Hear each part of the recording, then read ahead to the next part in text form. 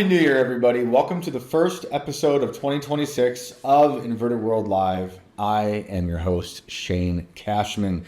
Thank you to everyone who came out to the show on New Year's Eve in Morris Plains, New Jersey. I opened up for the great Sam Tripoli. We had an awesome time. I did two sets, two 15-minute sets. My first time doing a 15-minute set, and it was awesome. The crowd was great. Really want to thank Sam for including me on that show. We had a great time. And between our sets, we also recorded a podcast. That should be out soon. And I'll let you guys know when that's out. The funny thing about being in Morris Plains, New Jersey, is that this is the area where just a year ago, everyone started seeing drones, the mysterious drone story. A lot of it originated in that area. And it's just become like second nature, a part of everyday life now to see a drone in that area. And I had a car ride with Sam to the club, and on the way there, we're just seeing giant drones kind of scanning the sky at night. Big ones, really big ones, and it's just normal. I was told a story about one drone that possibly fell out of the sky and crashed on the road. And within minutes, a lot of black SUVs surrounded the crash site, and people knew, local police officers, and kind of weren't allowed to talk about it. So it makes you wonder who they belong to. I think we know they belong to us. I know Sam said on this show last year that he believes it's part of the Palantir project. He's probably not wrong. I think it's probably more than just Palantir. But if you remember, they were trying to sell us at one point that it was Iranian drones. There was a drone mothership somewhere off the coast in the Atlantic throwing these drones into the sky. But whatever it is, it's now just everyday life in that part of New Jersey and other parts. And it's not just New Jersey, it's around the country. But it's just funny how people don't talk about it like we did when it first came on the scene. Like, wow, the sky is filled with random drones. And I'm sure there were just local opportunists taking advantage of the story and throwing their drones up in the sky. So it was a mix of personal drones, our drones, maybe Chinese drones, who knows. But I certainly saw them. We saw a handful on a 10-minute drive. We saw a handful just scanning the skies with their blinking lights. Really, really wild. That's just everyday life now. I've told the story before about working at an auction gallery, and we would, at a certain point, when people passed away, we would be the people who go out and collected their belongings and try to sell them at auction. And there was a certain point where we were getting a lot of prayer rugs that people had been collecting. I don't even think it was Muslims who had the prayer rugs, just people who wanted to have them. And there were modern prayer rugs, but from places like Afghanistan. And we noticed along the borders of these prayer rugs, there were drones sewn in to the carpet, to the rug. And, it's because that was an everyday part of their life every day. Because obviously their skies were filled with drones, and we know who put those there. But imagine at any point now we're going to have people doing that here, making art of their drones in their sky. Crazy stuff. And these were big. Like the one I saw over one hill was like a small helicopter, or an SUV, and just slowly floating by.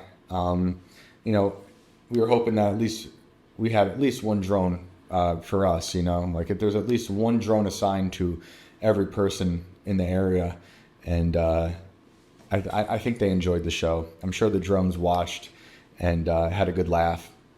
But it was an awesome time. Thank you to everyone who showed up. I hope to be doing more of that this year.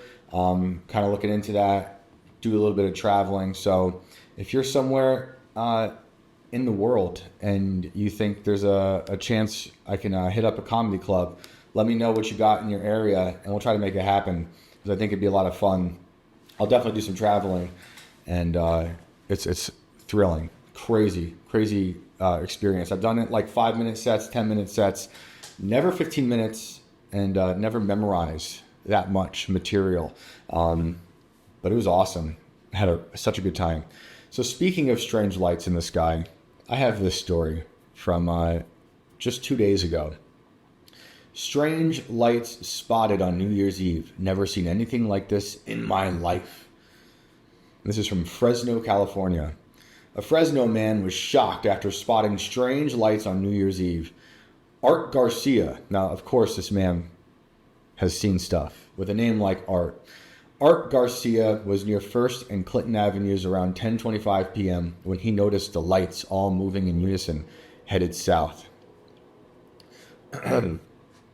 Art says the orange lights weren't making any sounds in the night sky. So what do you think the lights are? Did you see anything that didn't look like fireworks on planes or New Year's Eve night? Another video was uploaded on December 29th by Charlie Corona, who called it a mysterious flying object with blue jet propulsion. And I'd show you guys if I had that capability right now, and my computer just doesn't like to load any video whatsoever, but it's basically an orange orb that is slowly moving through the sky. Could be a balloon for all I know, but it looks like a drone to me. People are trying to say this is some UFO encounter. You know, I think they are priming us for some sort of UFO engagement this year. We had that movie Disclosure that came out recently. I have not seen it, and to be honest, I don't really have much interest in it. It just seems like something that is a bit propagandistic. Is that a word? I just made it up. It seems like propaganda. You know, there's people in it that we've talked about on this show that I don't really have much stock in. Other people who I do, you know, and I might watch it at some point. Maybe we'll do a review, but it just seems a little too on the nose for me. And it seems like people who really want us to believe in aliens in like the Hollywood sense want us to watch this movie and see it as proof. I think the UFO stuff is a way for them to keep up the illusion that it's not our own government creating this. And I think it's part of the surveillance state. That said, I'm not discounting the fact that there are things in this world we just can't explain. You know, I believe in the Bible. I believe we have been visited by things not of this earth. The things that we're seeing in footage like this and footage that I've seen from clips of that movie, or the documentary, it looks more like things that have been built in a lab in New Mexico. You know, looks like some sort of drone technology that we have, that people have not seen, that the ordinary citizen like you and me have not seen. Let me see if I can get this to play. And I'll try. It's not going to play. Well, I don't know what it is, though, but there's something going on. There's something in the news that has made the UFO not taboo, and that's been done through movies over the decades. It's been done through this slow drip of quote-unquote disclosure that's ramped up in the last 5 to 10 years. You know, my favorite being when the New York Times reported on our government, and this is how they quoted it in the story, that we were in possession of a vehicle not of this earth. And they made it sound as if we retrieved it. Those were their words. We retrieved it from space and brought it here. And it just kind of went underreported after that. Obviously, there's been a lot of weird sightings. We've had a lot of these congressional hearings with pilots, with naval pilots, with commercial pilots who claim to have seen things such as the Tic Tacs that like fly in and out of the ocean. And those are certainly weird, but I also think that those are things that I believe could be man-made.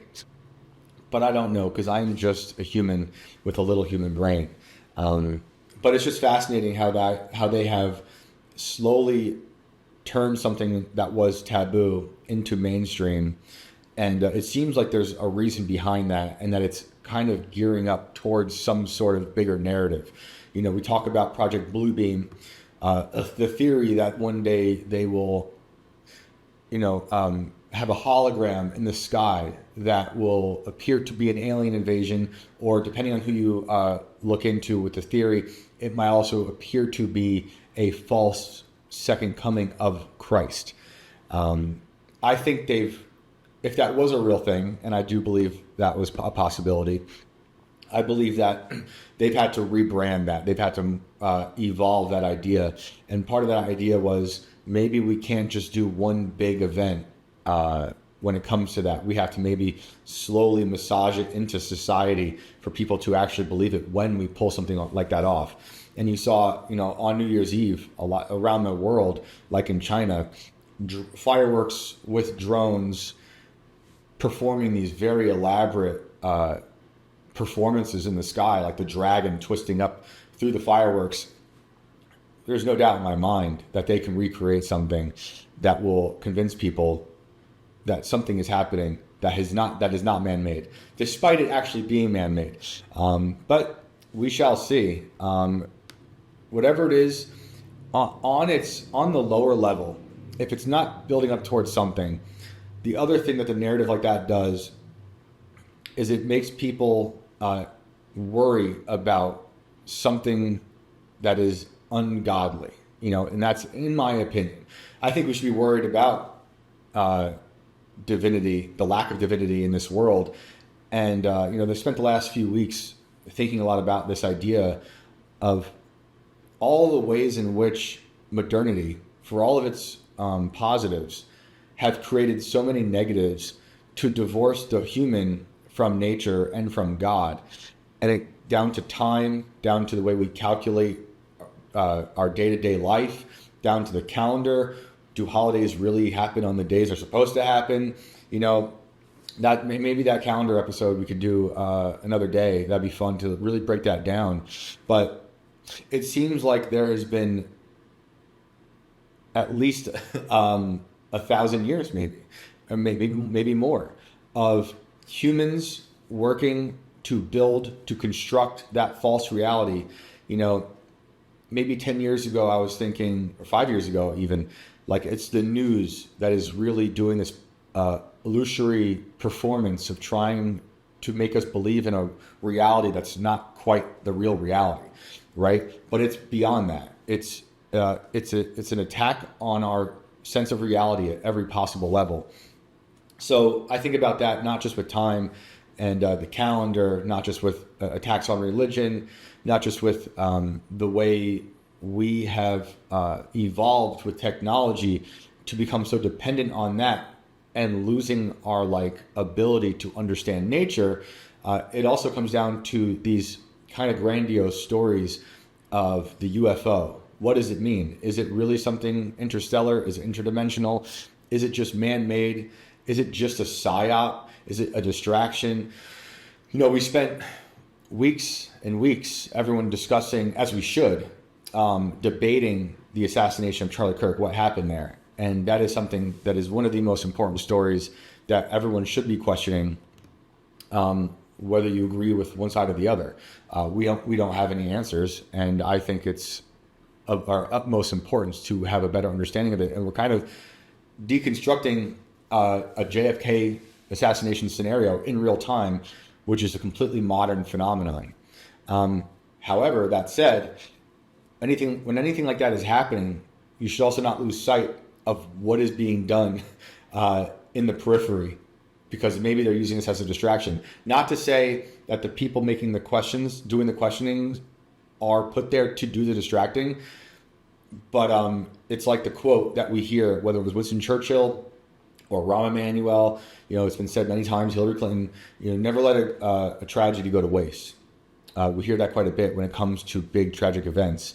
So we have a tragic event, and sometimes that just happens organically, and then bad actors use that event as a distraction to do more of their evil bidding while we're, worried about something else, as we should be.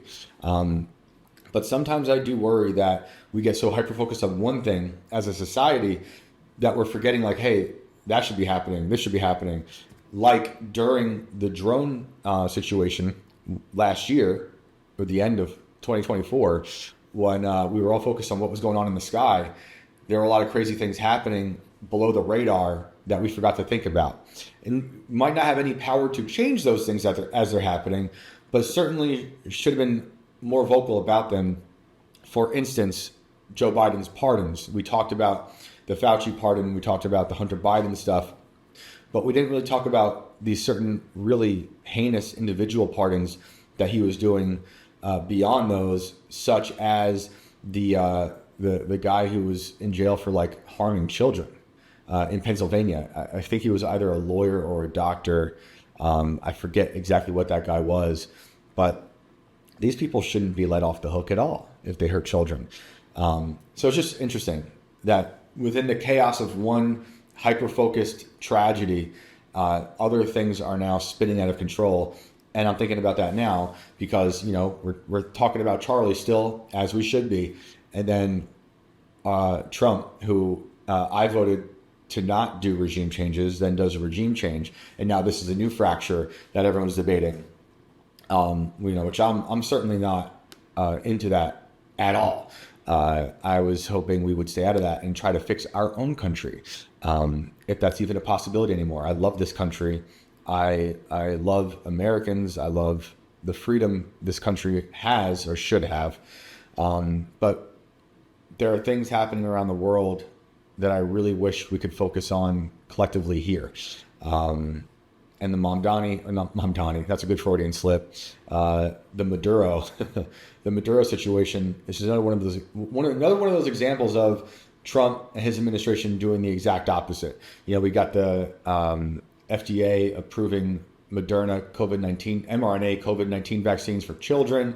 That's ridiculous. I think that's just a preposterous situation. I could go on and on about the embrace of Silicon Valley, which I believe is a greater threat to America than Venezuela. Look, Venezuela is not a great place by any means. They need a lot of help. But I'm really sick of being the world's police, especially while we have so many issues here, while our farmland is dying, is being robbed from farmers, and how that's going to change not just the landscape of this country, but also every individual within this country and world, as we build these data centers that will mutate in, I think, a very negative way, our own sense of reality and the workforce and the economy, plus the farming, which is why they're starting to make meat in labs, which isn't really anything new, but it's just one of those things. Like, what else are we missing while we're focused on this? So that's all to say. The UFO disclosure, fascinating. I am into it. We should all be interested in it, but let's not lose focus on everything else. And I think that's part of the thing, when it comes to a lot of these stories. Why are they pushing this narrative now? What is happening? Are we getting more disclosure, or is the disclosure a false transparency? I think that's something we should be really keeping in mind as we hear from this administration, most transparent administration in history. I don't believe that. I don't buy that. I don't think a lot of you buy that either. I think it's an illusion, this so-called transparency, because they're giving us disclosure, but it's not really truly disclosure. It's not truly transparent, which will bring us to our next story about the Epstein files, which happened while we were on Christmas break. And this story is wild. I have lots of thoughts on this. I'm not sure how much you guys looked into it, but we got a big Epstein file dump, but maybe not big enough, honestly, and maybe not transparent enough. Now, the funny thing is with this, if there's anything funny about this, is that the DOJ put out redacted files, right? Which I'm not so opposed to if it comes to like minors' names, victims who are minors. But there's also victims who have come out and they're fine to be public. They've been public. I don't want to see redacted names of anyone involved in Epstein. And I know Trump is on record saying he doesn't want any like collateral damage for innocent people who are hanging out with Epstein. But I think we just let the cards fall where they may. And we're all done with worrying about what kind of ramifications will come from releasing all this information, because so much of our depraved society is threaded through this type of situation. And this is not the only time this is happening. Epstein was not alone. He's second generation of this, like Robert Maxwell, his, Ghislaine's father. He was doing very shady stuff as well in an international setting, whether it was arms dealing, whether it was ingratiating himself into academia or textbooks for middle schools and high schools. So this kind of thing is not unique to just Epstein. And I am more than okay with letting the people who are friendly with Epstein talk themselves out of that situation publicly, because we still don't have any answers. We have some new insights into the Epstein stuff, but a lot of these insights might just add more to things we already knew. Before I read this article from NPR, the most trusted place in news, not a big NPR fan, but I'm just interested in seeing different places across the political spectrum how they report on this, which is, it's a bummer that it's been politicized to the point it has, and that's, on Trump as well and the Democrats. Trump saying it's a Democrat hoax, and the Democrats using the Epstein thing as a cudgel against Trump. This should be something that we should all just be getting behind, and no matter who's in cahoots with Epstein, they should all be taken down, and they should be excommunicated from polite society, if not worse, put in prison or have hearings. And I'm talking about people we don't know who their names are. You might want to look up our episode with Brad Binkley. We had a great episode with Brad Binkley maybe about 6 months ago, where he talked about a bunch of names that are really underreported in the Epstein hemisphere that are shocking, but also names like William Barr, like his connection to Epstein. I want to hear, he did a closed door hearing. I want to hear him. I want everyone to see him talk about Epstein, be questioned about Epstein, about everything from his father's connection to Epstein, which is bizarre. If you don't know, William Barr's father is a person who gave Epstein that teaching job at that school, gave him access to children. And, and what are the odds that then William Barr was the guy in charge when he went to jail in New York City, not in Florida. This is when he allegedly died. I think he's still alive. But did William Barr go to that prison before he passed away? That was, or allegedly passed away. That was reported on. So it's I want to see police officers or guards testify. The thing that really bothers me, one of the things outside of just the crimes themselves, is how Epstein was able to get into making a phone call while in prison, and he lied about calling his mother. And this is the night he supposedly passed away. But Epstein got permission to make a phone call that right before he passed away, and he said he was calling his mother. Now, if anyone knew any better in that prison, they'd know his mother had been dead for quite some time, for years. He ended up calling his girlfriend at the time, who was not Ghislaine. It was another lady. Where is she? Why are we not talking to her? So you see, there's so many weird facets beyond just the cameras went down. Remember, the cameras went down, and then we have more camera footage. And then the DOJ released during Christmas break, they released footage of what they said of Epstein from his cell about to hang himself, which is completely bogus. I think that's been debunked as AI. And I also believe that video had been circulating for some time before they even released it. It's what is going on there? What is going on at the FBI, at the DOJ? Do they care? Do they think we're just that dumb? I think they do. I think that's part of it. They just think we're that dumb, and they're just throwing out breadcrumbs at this point. But I did read a lot of these files, and in terms of new details for insights we already kind of knew about, the thing I read that was really alarming was the way that Ghislaine and Epstein would groom underage girls. And so I'm basing this off of a deposition by a police officer. I believe he was NYPD, and he was put in charge of investigating sex crimes against children. So just the most evil possible stuff you can think about. And this deposition, I believe, was from like, I want to say 2019 or 2020. Something we should have seen immediately, honestly. And very detailed account with victims who were, I believe, 13 or 14 years old when they were approached by Epstein at a camp.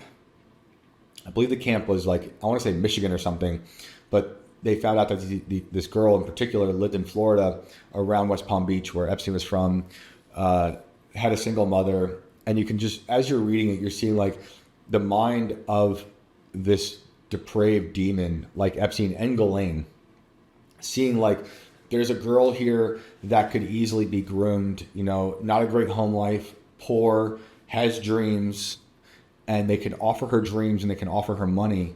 And this one girl in particular also came from I believe the family was Muslim. I don't think they were, but they were Middle Eastern. Maybe they were Muslim, but not at the time. The father was out of the picture. And the mother of the underage girl, of this girl, 14-year-old girl, would say to the kid, like, don't ever like question a man. So kind of, it was already baked into the girl, like, if anything weird happens from an older man, don't question. I believe the mother even like slapped her for questioning one thing that Epstein had done at some point. But the deposition is just, it's really disgusting. It's very hard to read. Talks about Epstein and Ghislaine inviting the girl over, and it starts light, you know, kind of just friendly. We're gonna make your dreams come true. Oh, you want to get into modeling or acting? We can do that. We'll travel from Florida to New York to LA, and within that time frame, this is going on for years. According to the deposition, it would lead to like the girl just coming by and like hanging around, and then it would escalate slowly by like walking in and then having to see like Ghislaine topless, which no stranger should be doing with any child whatsoever. But they're doing it nonchalant according to the deposition. And then from there, it kind of over, I don't know if it was 6 months or a year, elevated to more sexually explicit acts between Epstein and Ghislaine together, whether it was in Florida or in New York in the big townhouse that he had in New York. I don't know if the girl ever went to Zorro Ranch, but that's another thing we still don't know a ton about. Zorro Ranch is very important to the story because that's where he was doing this thing of a lot of science experiments.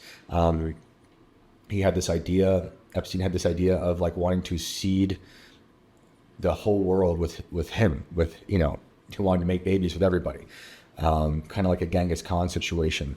So I don't know if that girl made it out there, but really disgusting to see how they took advantage of this one girl. And that's just one account of multiple accounts that are in there. Also, I'm sure you guys saw the photos.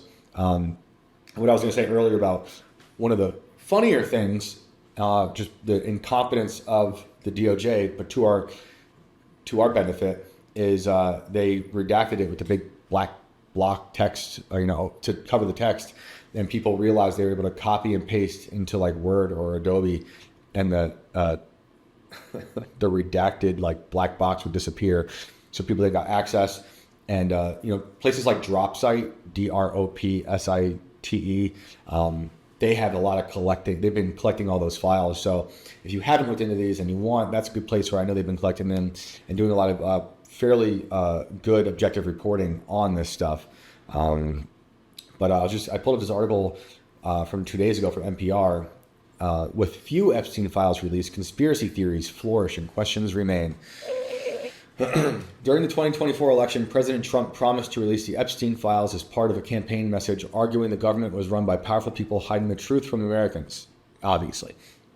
At the start of 2026, many people agree and believe that he is now one of the powerful few keeping the public in the dark. I agree.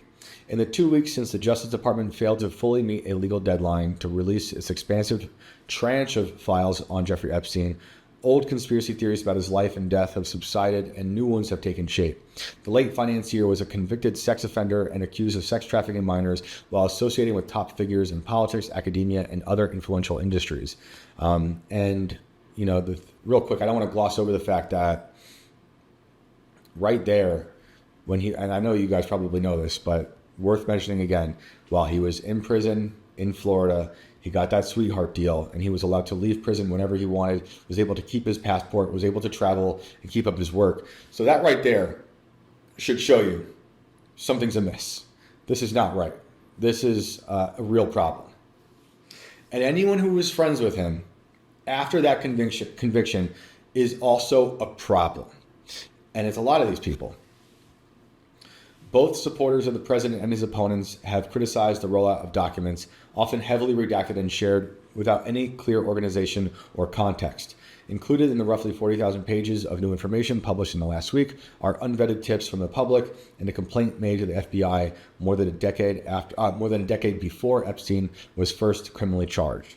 There could be well over 1 million files still unreleased, along with potentially terabytes worth of data seized from Epstein's devices and estate, according to 2020 emails between the Federal Bureau of Investigation and the U.S. Attorney's Office for the Southern District of New York, included in the most recent batch of files. Now, I don't want to also forget that they gave us about 40,000 files on JFK as well last year, and those really didn't amount to anything. Much like these files, we got new details on things we already knew about, like covert operations where we saw memos back and forth within the CIA about how they were going to poison entire crops in Cuba and make the Cubans believe it was just an act of God or just like a bad crop. Pretty wild stuff. They did, and they did it. They did it, and I don't think they stopped.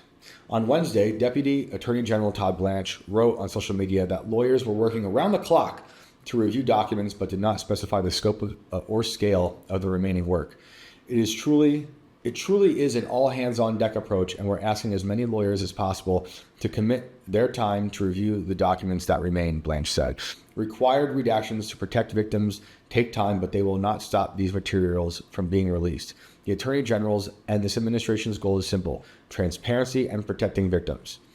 A bipartisan group of lawmakers is threatening to take action against the Justice Department for failing to comply with the Epstein Files Transparency Act passed in November, but the law itself contains no penalties or enforcement mechanism. I just want the whole thing out. Again, don't release child porn. No one needs that. But we do want names. And I think that's totally okay, especially knowing how many people remained friendly with Epstein after the conviction, including like the president of Harvard. It wasn't just like, it was Prince Andrew and the president of Harvard, among many others, Bill Gates. And I don't know when the Peter Thiel relationship started. It might have been after that too. If you know someone's in jail for that, they should be completely exiled from polite society and in jail forever. It's disgusting. Politically, it says here, the Epstein Files saga caps off a rocky first year for an administration facing record low favorability ratings and a president whose grasp on his base is appearing to slip. Trump spent, look at Venezuela. Trump spent most of 2025 downplaying the significance of the files, at times lashing out against Republicans who demanded the release of information about other potential perpetrators. Now, again, I want to say there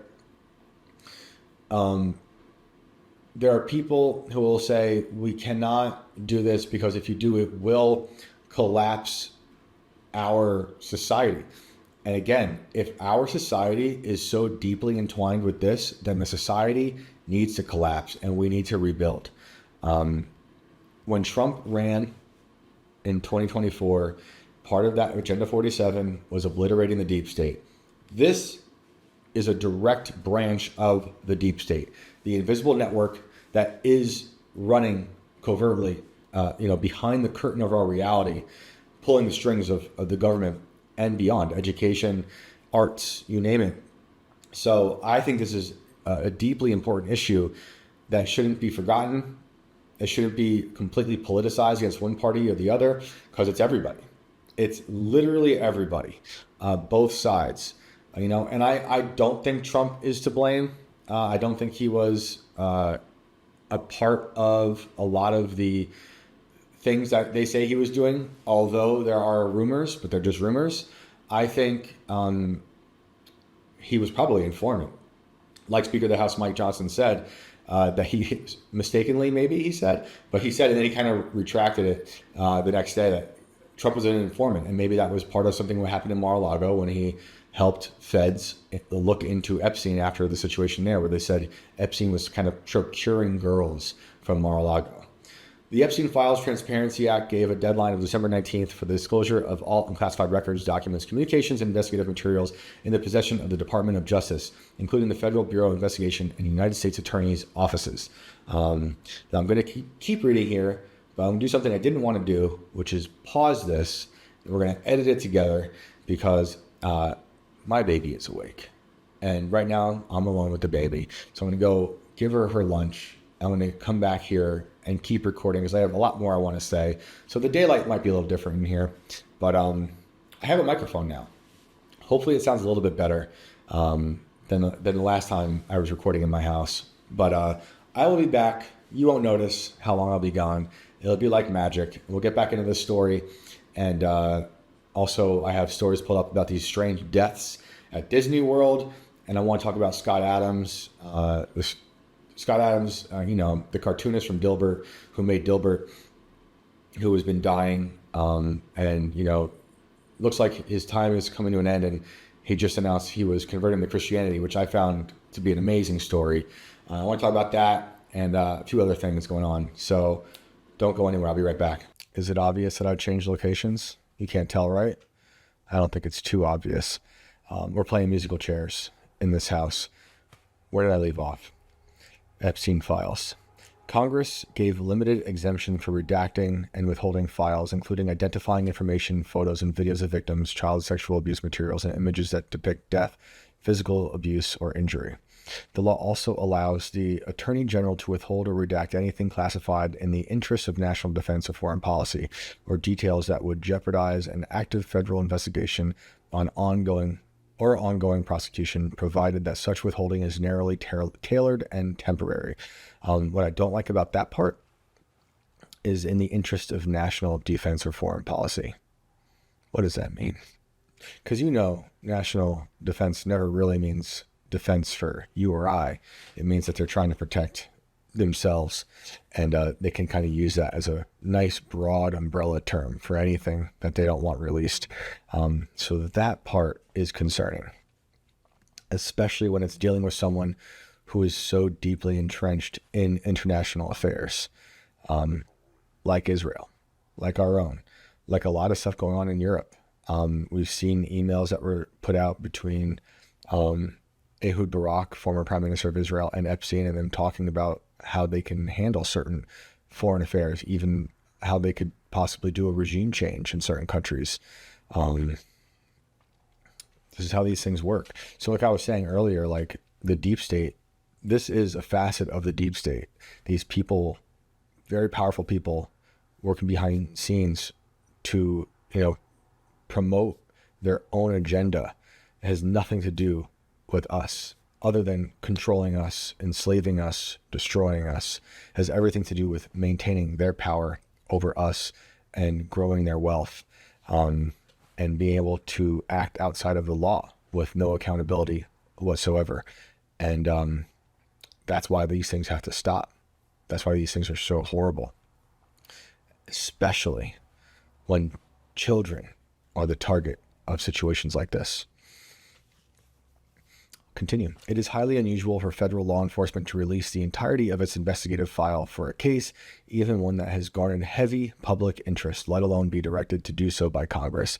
The President John F. Kennedy Assassination Records Collection Act of 1992, for example, is a 16-page law that set out a 25-year timeline for the release of records related to his assassination and established a review board to identify relevant records with explicit guidelines and directions. And there's also the Nazi War Crimes Disclosure Act of 1998 and Japanese Imperial Government Disclosure Act of 2000 set out a process for evaluating and releasing more than 8.5 million pages. Another thing I want to say with these releases is that you'd think the government could at least put these things out in a manner that would make it easy to comb through, but of course they don't. Of course, they don't want you to. That's why I was saying places like DropSite, last I checked, we're making it easier to comb through these things and setting up a database that is searchable, because it would be wonderful. You could just, Command F, if you could search certain keywords, but they don't. More recently, presidents have used executive orders to release files related to high-profile events. Former President Joe Biden signed an executive order in 2021 leading the FBI and DOJ to declassify and release roughly 4,000 files related to the September 11, 2001 terrorist attacks. Trump's January 2025 executive orders related to the assassinations of JFK, RFK, and MLK Jr. led to the release of close to 400,000 pages. That's combined. That's everything. I'd like to see the Malcolm X files. They probably won't release those because there's investigations and cases, lawsuits happening right now. Malcolm X's family is right now suing the NYPD and the CIA because his assassination is super weird. Innocent people went to jail that they said killed him in that theater. So bizarre. I continue. The 2025 Epstein law is less detailed in its requests and does not provide any additional funding for the Justice Department to complete the process of reviewing and releasing the files. The vast majority of the roughly 250,000 documents that are now available about Epstein are from public court dockets, Freedom of Information Act requests from state and federal agencies, and records turned over to the House Oversight Committee by Epstein's estate. That includes communications between Epstein and a vast web of influential figures in politics, academia, business, and more, even after he registered as a sex offender, as I was saying earlier. And that includes like Bill Gates, Ehud Barak, and I am interested when the Peter Thiel thing falls in that timeline. I'd imagine it's probably before and after, but I don't know.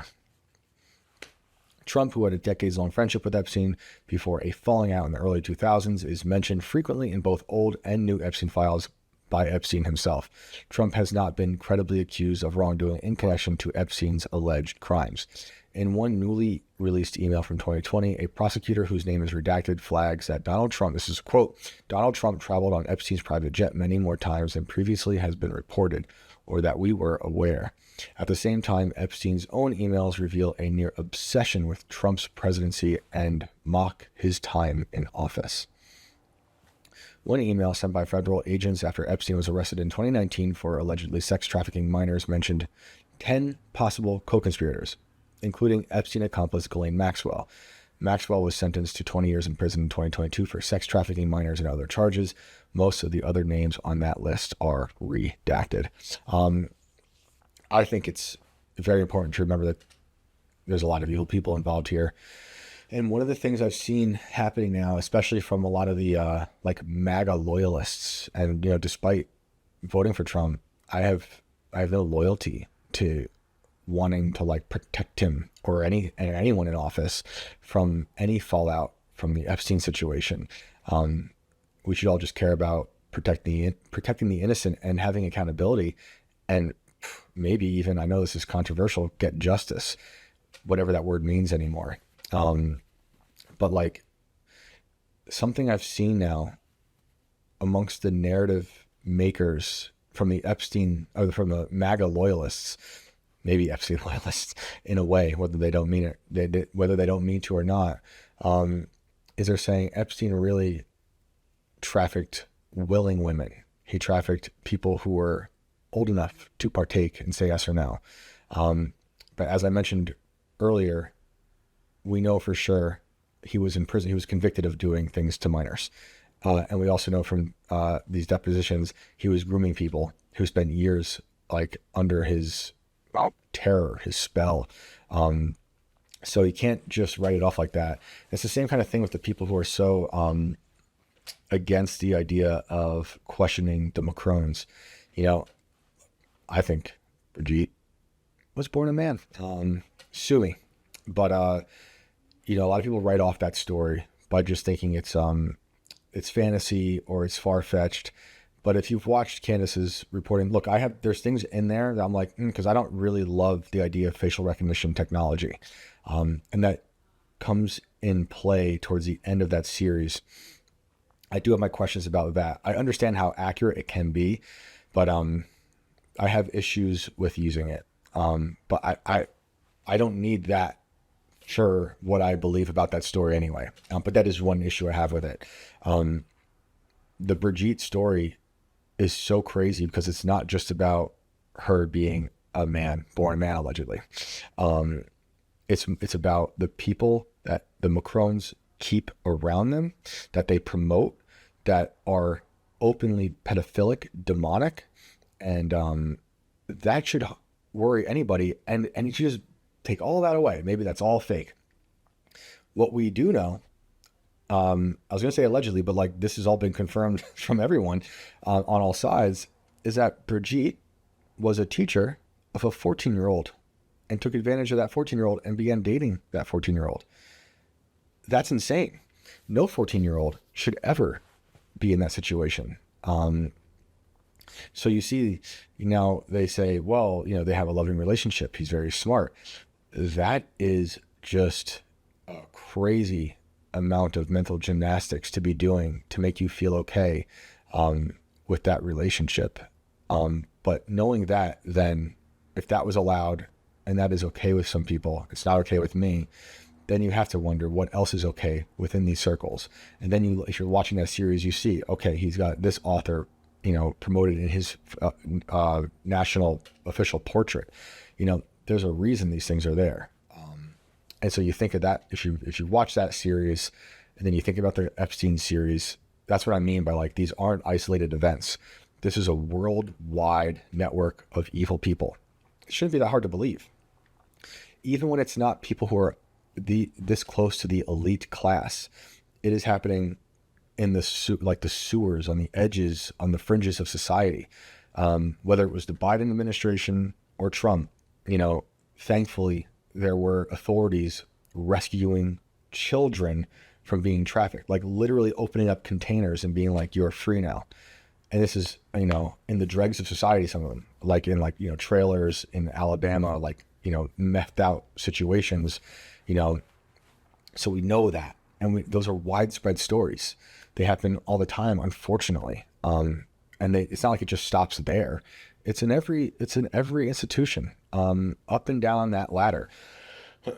So it shouldn't be that hard for people to believe. I think that a lot of the problem that comes in is the fact that people don't want to believe that kind of evil exists in the world.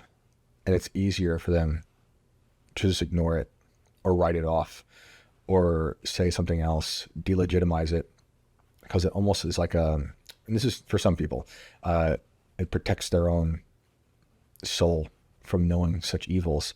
I, on the other hand, believe that we need to be staring at this stuff, these evil people, men or women, Ghislaine or Jeffrey Epstein, who are partaking in this, taking advantage of the innocent and using it not just for their own proclivities, which are depraved, but also in blackmail situations, in international capacities.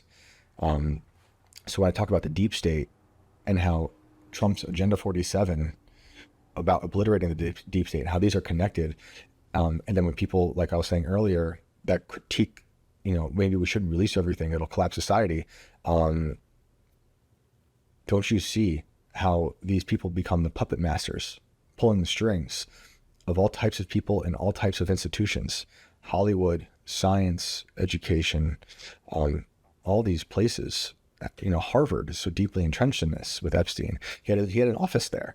Then you see how these people who are in this evil circle are willing to do the things that will help benefit themselves, and their friends, that go against morality. And then that will affect the laws that people pass, the policies at institutions, who gets hired, who doesn't. That's why this is sort of like in the movie world, when I talk about David Lynch and how things like Mulholland Drive or Twin Peaks are kind of like, an artistic lens into what we're talking about right now. Go watch those if you haven't, Mulholland Drive or Twin Peaks, and you'll see how there is this elite class behind the curtain in Lynch, literally behind the curtain, the Black Lodge, and they are harming the innocent. They are going after young women. They are placing actresses into positions, into roles, not based on any talent or anything, just based on connections, based on mob. It's really fascinating. Mulholland Drive was supposed to be the third season of Twin Peaks after it ended after season 2. And there is actually a third season now. But I think a lot of what Lynch was talking about in his own kind of absurdist way really is a reflection of this. But it's hard, it's a tough watch for some people, not just because of subject matter, but sometimes he's a little too avant-garde for some people. Anyway, where were we? Some emails released in the files detail challenges that federal prosecutors faced obtaining, processing, and organizing more than 1 million documents taken from Epstein's estate, as well as more than 60 devices and other evidence accumulated in the investigation into Epstein and Maxwell. Again, as far as we know, unless something has changed since I last looked, Zorro Ranch was not raided. Okay? We know Florida, and we know his townhouse in New York City. Zorro Ranch, as far as I know, as of today, January 5th at 12:50 p.m., Zorro Ranch was not raided. And that seems like a huge missing piece to this Epstein puzzle. Or it was raided and they just don't want us to know. Because it's a lot of weird stuff there. Like I said, it's a lot of weird. He was working on a lot of weird science stuff, which is why he was allegedly so close to science circles in places like Harvard or MIT. And into funding things, with Bill Gates. The Justice Department hasn't indicated how many files remain, how many will be released, or whether any information it does release will be factually accurate. Some of the investigative files released in the last 2 weeks include unverified fantastical claims about Trump, Epstein, and others, including a fake video purporting to show Epstein's death by suicide, which is ridiculous. But I guess maybe they just collected it and here, put it in there. But then that discredits anything else you might watch, which might be the point to some of these things. I'll just throw this in there. You have to be sharp, because a lot of people believed it. Just like a lot of people who are really pro capturing Maduro right now, so eager to share video of people celebrating, and they're saying it's people in Venezuela, but a lot of these videos are either from Miami or from years ago. That always happens with these situations. That's why I can't say it enough. Always be careful with anything you see on the internet, obviously, especially though if it confirms any bias you have about anything international or domestic, because they use these as a tool in post-reality to confirm your biases and get you on board for things. I haven't seen a lot of these people take them down, like these videos that are totally wrong. You wonder why. There was also a forged letter that appeared to be from Epstein to convicted sex offender Larry Nassar that alleged Trump shared a love for young nubile girls. The Justice Department, that's true, then this something's got to happen. The Justice Department posted on social media last week that the Nassar letter was fake, citing inconsistencies with handwriting and other aspects of its construction. This fake letter serves as a reminder that just because a document is released by the Department of Justice does not make the allegations or claims within the document factual, the DOJ X account stated. So then, how are we going to believe anything from you guys? Oh, man. I think they do it on purpose. Just see what sticks. Before the president's second term, Trump and top allies like now FBI Director Kash Patel amplified conspiracy theories about Epstein and his death, which were embraced by their supporters. Trump's about-face on releasing the files and the trickle of information have spawned new conspiracy theories by some Trump opponents who have seized on salacious and unverified claims released in a document dump. Others have shared previously published redacted court filings out of context to claim that the administration is doctoring files to benefit Trump. There are also several types of files that lawmakers and victims of Epstein's abuse say exist and should be made public. California Democratic Representative Ro Khanna said on NPR's All Things Considered last week that the FBI witness interviews are among those he is looking for. I agree. Not a huge fan of Ro Khanna, but I appreciate that he's willing to talk to anyone.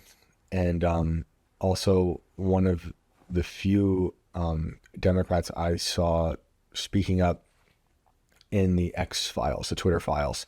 I like calling the X files, which we should have X files as well with Elon's Twitter. But we saw in that file release through Matt Taibbi and Barry Weiss, like 3 years ago now, that Ro Khanna was upset with a lot of the censorship on Twitter. So, shout out to him for that.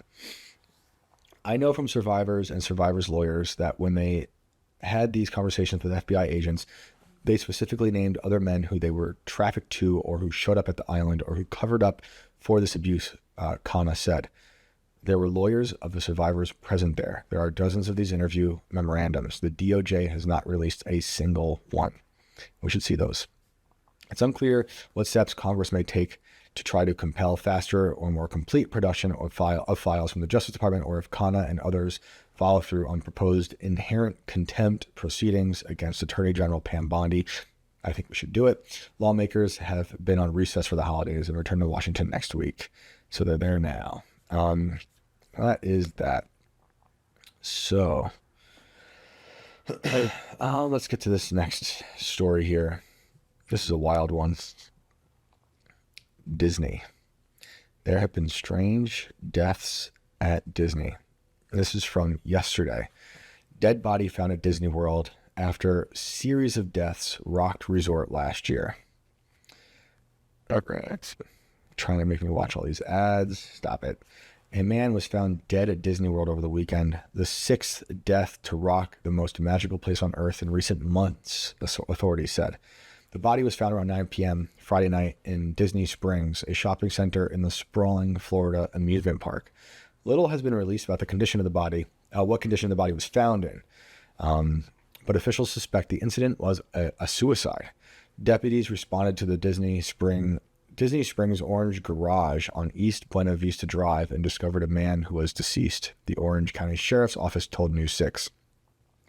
The incident is being investigated as a possible suicide. We have no additional information to release and will have no further updates this weekend, he added. The death was the first at Disney World of the new year, but was just the sixth to happen ever since October.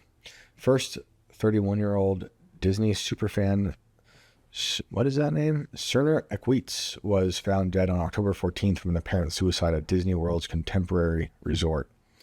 Then, on October 21st, a man in his 60s was found dead on a Disney World trail from a pre-existing medical condition at Disney's Fort Wilderness Resort and Campground. And just 2 days later, on October 23rd, 28-year-old Matthew Alec Cohn died from jumping the 12th floor of a Disney hotel.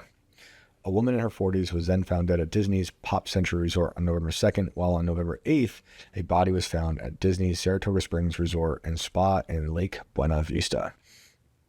Terrible story. Just thinking of I haven't been there since I was like 6, but people who do like that kind of entertainment, doesn't sound like fun to me, going to Disney World. But other reports I've read is that people saw some of this stuff, and that according to another article I read, when the person jumped out of the hotel, they had workers go around warning everyone not to look out the windows, which seems like counterintuitive if you tell someone not to look out the window, that most people will. But I just couldn't help but think about families and like young kids having to see this, and then thinking about how these dark things happen at such happy places and why they happen. I remember on Mother's Day once, I was stuck in traffic on the Bear Mountain Bridge in New York as a man just pulled over and jumped. You live close to a big bridge, you kind of hear these stories, unfortunately, quite often, and they're terrible. The military academy was right there next to the town where I grew up, and that's West Point.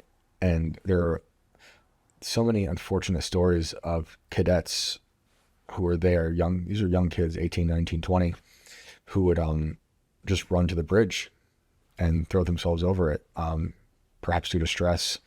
Who knows what was going on. Just horrible stories.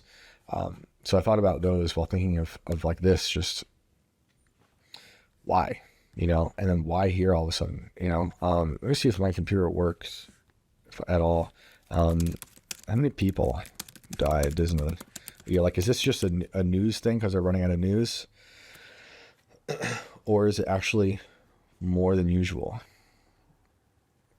Let's see here. Okay, there is a list of incidents here. There's some pretty terrible things that have happened at Disney World in the past, for sure.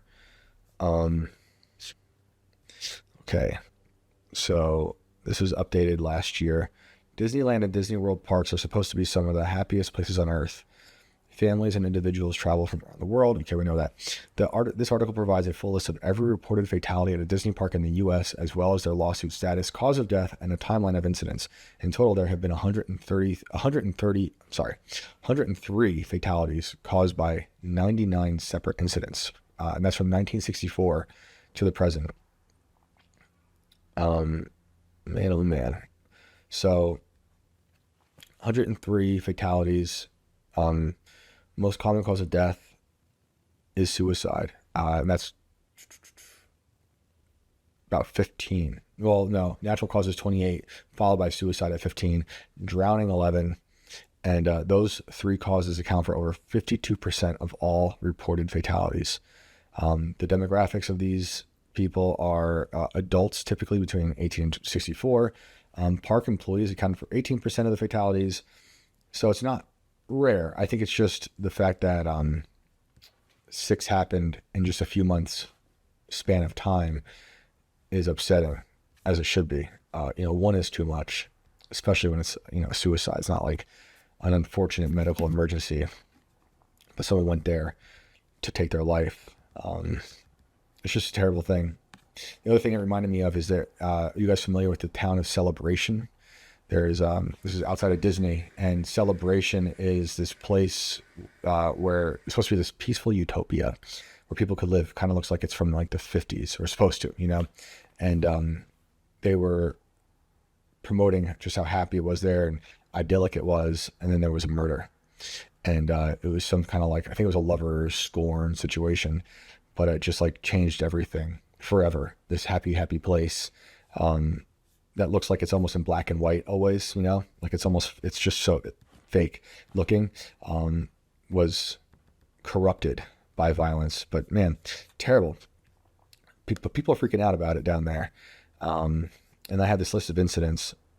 I don't want to read all of them because it gets dark and we just started the new year.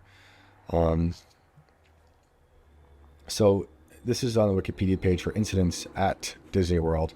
And incidents refers to major injuries, deaths, loss, or significant crimes. Let's see what we got here. This is from the ferry boat. On December 27, 2002, 8 people were injured when a ferry boat collided with the dock at the Transportation and Ticket Center. That's not good. And this is from around the world, in all of them. On December 30th, 2019, a 56-year-old woman leapt from the upper deck of a ferry into the Seven Seas Lagoon. She was rescued by Disney Lake Patrol. The guest was uninjured and was taken to a nearby hospital. It was a suicide attempt. Okay. There's a lot of incidents. Doesn't mean they're all deaths, just bad things have happened. Bus accidents, car accidents, monorail accidents. A lot of monorail accidents. Holy moly. Fights on the monorail. I will not bore everyone with that. Well, let's see here. Yeah, these are dark. These are too dark. We don't need to get that dark today. But you know where they are if you want to find them. All right, what else did I have here? What else? All right, this one. Also, not cool news. I saw this at Owen Gregorian on Twitter. New humanoid robot butler handles coffee, laundry, and window cleaning. He pulled this from Interesting Engineering. The robot is a part of a small ecosystem designed to automate homes. Robotics company SwitchBot has launched its first humanoid robot, Onero H1, a household robot designed to address difficult to automate household tasks. The robot is a part of a unified AI-powered ecosystem of smart home devices known as Smart Home 2.0. It represents the company's long-term vision to make homes sense, understand, and act across different situations. Through this integrated perception and control approach, the humanoid robot performs everyday actions such as grasping, pushing, opening, groping, I'm just kidding, and organizing while learning to adapt across different tasks. Visitors to CES 2026 can find SwitchBot at booth 52655, Hall's A through D Smart Home Venetian Expo. So this is its physical specs.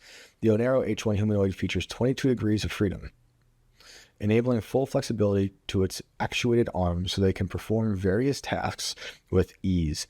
Boston Dynamics' Atlas humanoid has 29 degrees of freedom. It is safe to say the former displays precision, much like any other humanoid with legs. The humanoid is equipped with multiple Intel RealSense cameras through its head, arms, hands, and abdomen that feed real-time data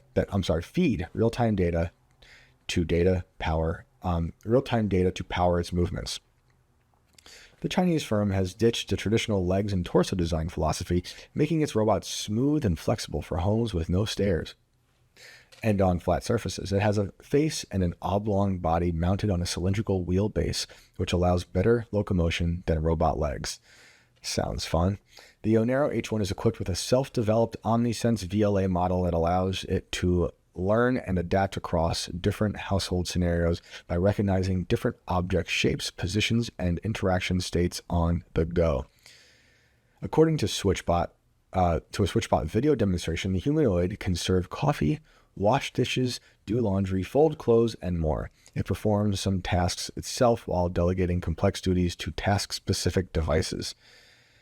With the Onero H1 humanoid, SwitchBot has posed a fundamental question. Should we work with devices designed for specialized tasks such as robot vacuums, humidifiers, and air purifiers, or with generalist robots that can perform multiple tasks?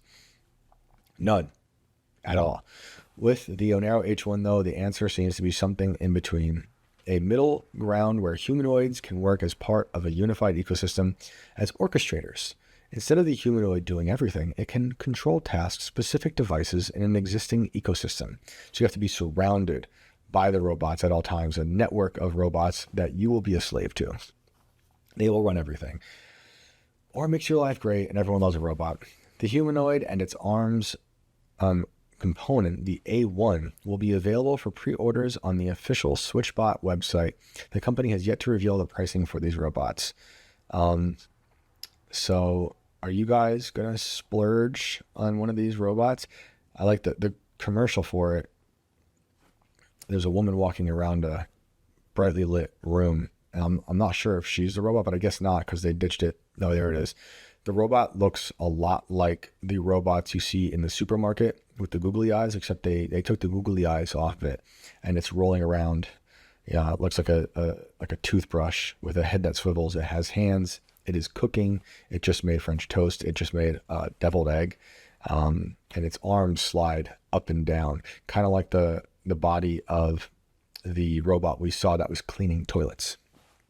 And this one does have little robot friends. So the slave robot has itself its own slave robots that are smaller that swivel around, and he can put his plate of French toast that he just made on the head of the smaller robot slave, which then takes it to the woman who's done nothing. So it's just going to replace women. That's what they're saying. Because we already know that they want womb factories, robot womb factories, artificial womb factories with 30,000 artificial wombs to replace women. So it's done. Sorry, women. It's over. You had a nice run. You had a real nice run. Good for you. What else we got here? All right. I want to end on this. We're still recording. Good.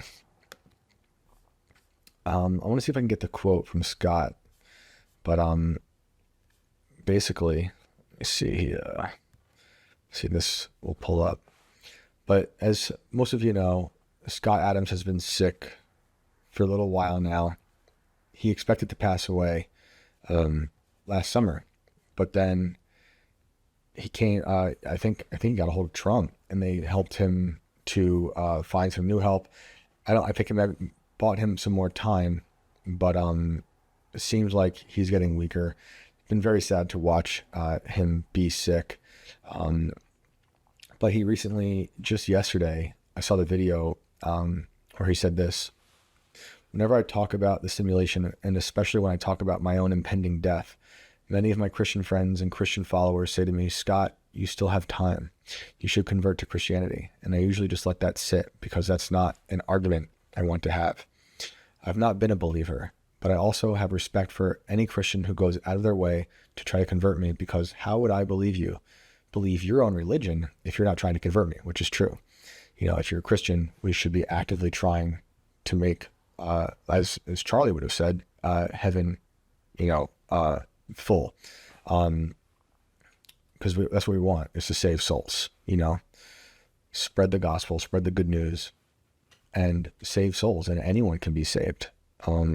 Anyone. People have been redeemed. Look at how Saul became Paul, and Saul is a bad dude. Anyway, so he says, so I have great respect for people who care enough that they want me to convert and then go out of their way to try to convince me. So you're going to hear for the first time today that it is my plan to convert. That is amazing. That is amazing. I love, my heart was filled with so much joy when I saw that yesterday. So he goes on to say, I still have time, but my understanding is you're never too late. And on top of that, any skepticism I have about reality would certainly be instantly answered if I wake up in heaven. I do believe that the dominant Christian theory is that I would wake up in heaven if I have a good life. I don't necessarily have to state something in advance, and so to my Christian friends, yes, it's coming. So you don't need to talk me into it. I am now convinced that the risk reward is completely smart. If it turns out that there's nothing there, I've lost nothing. But I've respected your wishes, and I like doing that. If it turns out there is something there and the Christian model is the closest to it, I win. So with your permission, I promise you that I will convert. Amazing.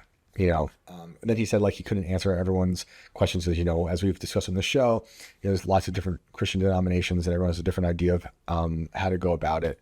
But this is a great step.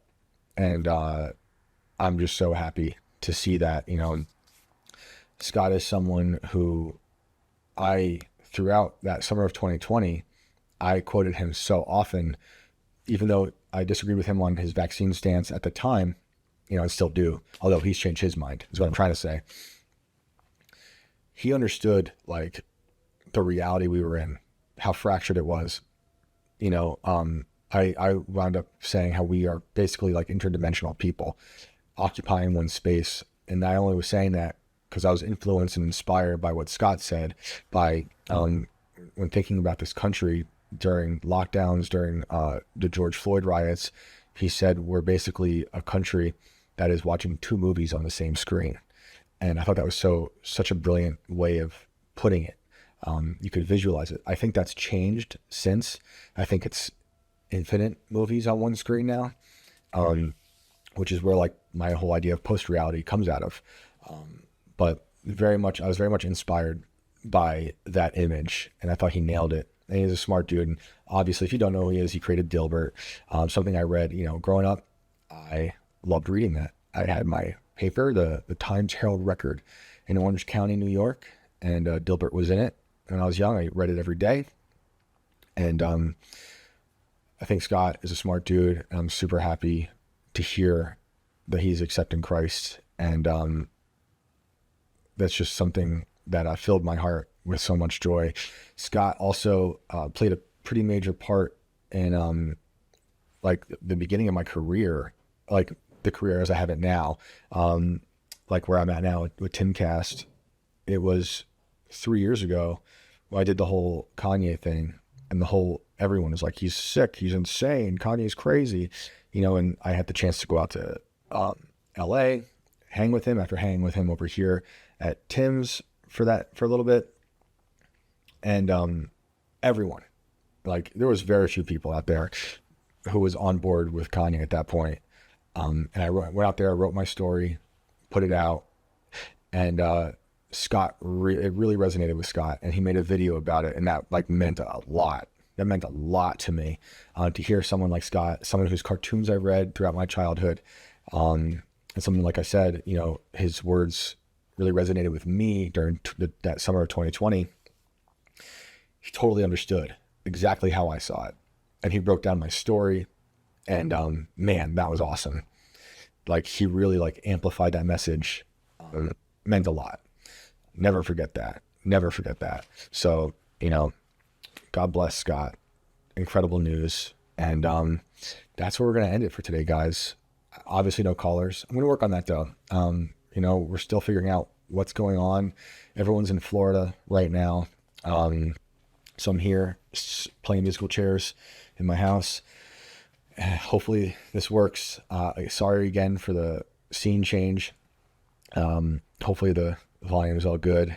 Thanks to Alex for putting these together for me in the end. But as we figured it all out, I'm just trying to get it together and make something for you guys and figure out phone calls.